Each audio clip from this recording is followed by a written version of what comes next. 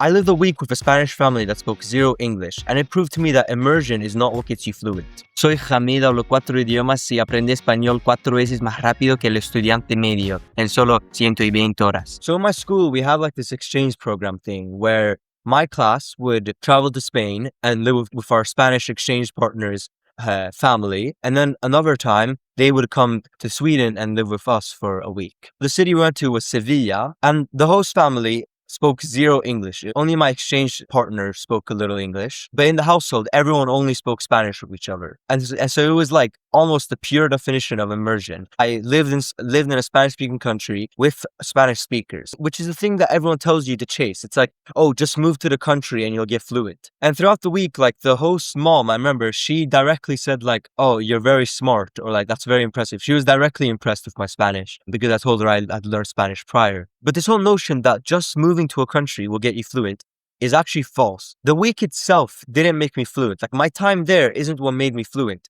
I showed up already fluent. But this whole idea that like, oh, just move to another country and you'll learn the language, that's actually not true, okay? Being surrounded by a language doesn't necessarily mean you're gonna get fluent in it. So the logic itself kind of makes sense. It kind of reels you in. It tells you that, okay, you'll be surrounded 24/7, and so you'll be constantly practicing. And so therefore you'll be forced to use it and there's no escape from studying, okay? And some of this actually has some merit to it. Another thing you might hear is that, kids growing up, they didn't learn from any textbooks. They were just growing up with full immersion, and so they got fluent. And that also seemingly makes sense, right? Why should we even focus on grammar at all? Why wouldn't we just listen to thousands of hours of input, right? And you might have had that one friend who like went to a country and then came back speaking the language pretty well. And so like, it looks like it works, but it's not actually exactly what it looks like, okay? Now, they're right that it helps, okay? Obviously, living in that country helps because you have better access to that language, better access to natives. There's less friction to practice. Yes. But the thing is, if it was true that just moving to another country would get you fluent, then there would be no exceptions, okay? But I've actually seen this many times personally. If you don't know, I was born and raised in Sweden. And in Sweden, there are many immigrants that they've lived in Sweden for years, but they still can't really hold a conversation or can't really express themselves fluently. Or if you're just starting out, I'd highly recommend checking out the Speedy Spanish cheat sheets, which are all my cheat sheets to help you start learning Spanish with these frameworks. And you'll find it in the first link in the description. Like the reason why I'm saying that immersion isn't what gets you fluent is because the framing of just move to another country and you'll learn it is that you'll learn it passively. It's the idea that like just being surrounded by the language means you're going to learn it. And that's just simply not true, okay? Hearing a language isn't learning it. In the same way that you could listen to a bunch of Spanish music and not learn Spanish, you could live in a Spanish-speaking country and if you're not doing any sort of deliberate practice, you're not going to make any progress because there's no deliberate studying. There's no deliberate learning. Your brain will only grab the pattern and remember it when you actually put attention to it, like when you notice it deliberately. But just because you're hearing words around you doesn't mean you're actually learning something, right? The pattern comes through noticing it, which requires intention. And the whole idea that you just got to move to another country to learn it kind of implies the opposite. It implies that you can just passively hear it and that you'll learn it. But that's not how learning really works. I got fluent Spanish in my bedroom in Sweden, okay? It's not necessarily your environment. It's less about like the country you're in and more about what you're actually doing. What are your ears taking in? And is it deliberate or not?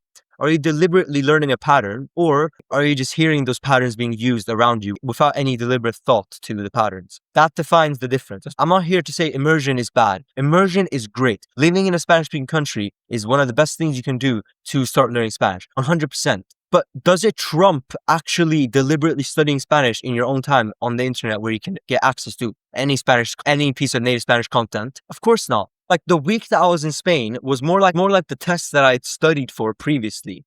But it wasn't what actually taught me Spanish, if that makes sense. And so what taught me Spanish was the deliberate learning. What sort of showed my Spanish was, the conversation and sort of immersion with the native Spanish family. And so it wasn't the country that got me fluent. It was one specific thing that I did in Sweden, in my bedroom, on my laptop that got me fluent. And so it's intent. Okay, intentional learning, intentional pattern recognition is how you get fluent. It's not passive immersion, okay? And so this notion that you can just move to another country and you'll get fluent is just not true, okay? And so like, if you're going to travel to another Spanish-speaking country, that's great. It's going to give you benefits, yes. But the benefits will only be reaped if you do it with intent, okay? Meaning, you don't want to just be hearing noise, like Spanish noise around you. You want to be deliberately engaging, okay? If you're in Spain and you're, going to a coffee shop, try ordering in Spanish. See what happens, right? Like you can start by saying, soy gringo, no hablo español, but the idea here is that you want to be listening, but also understanding, not just listening.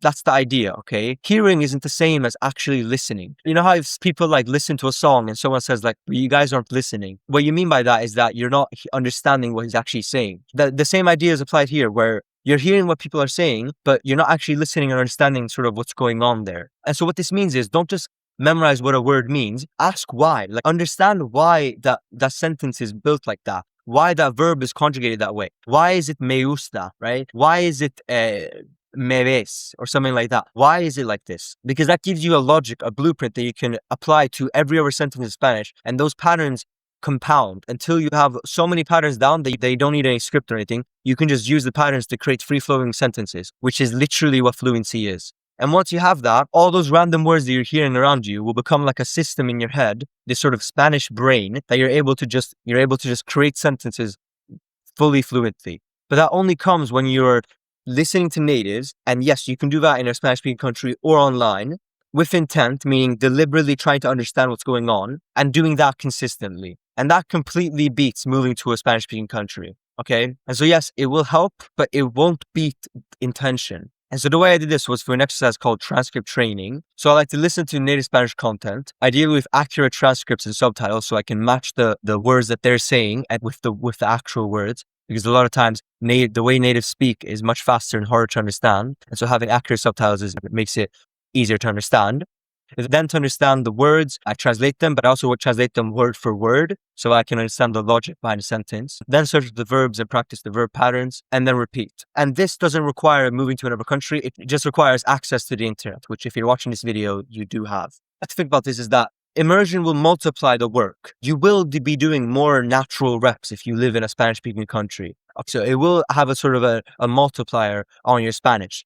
But it can't replace intentional studying. I had a client one time who had been living in a Spanish-speaking country, Dominican Republic, I think. He'd been living there for quite a while, and so he wasn't fluent, and obviously that's why he started working with me. Immersion can't replace deliberate study, which is why someone can get fluent in Sweden and not Spain, or get fluent in the US instead of Spain or Argentina or any other Spanish-speaking country. Okay. And so for me, when I started doing transcript training and other sort of frameworks that I talk about on my channel, deliberately during the summer of 2022, that's when I really reached that conversational fluency. And me going to Sevilla was more so a test. Okay. Now my Spanish also did get better because of the sort of constant practice. But again, it's a multiplier. It's not the thing that will get you fluent. It's just a bonus. And so the lever for fluency isn't moving abroad. It's intent. It's intentional studying on the right things that match what natives do on the right things, meaning real Spanish content, understanding the patterns, understanding the why, and so on. Okay. And then when you are in those scenarios where you're speaking with natives,